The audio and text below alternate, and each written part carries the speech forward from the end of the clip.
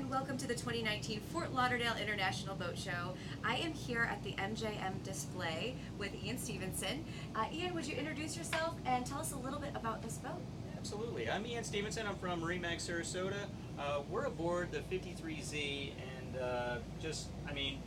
the beauty of these boats are unparalleled, and it's just an honor to be part of the process. That's fantastic. So I know that this is a newer brand for MarineMax, and what stands out to you about this boat? The key word on this boat is yachtsman's craftsmanship. A true yachtsman who has had experience with larger boats, smaller boats. They want a true liveaboard. They want a boat they can do the great loop in.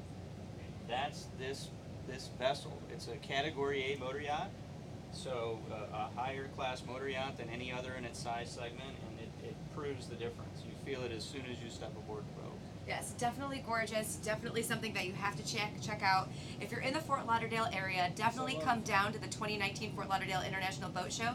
If you can't make it here, check us out online, marinemax.com/online boat show. You can place a deposit on a boat. You can chat with boating experts. You can even get the deals that are offered here at the show. So come down and visit us or see us online.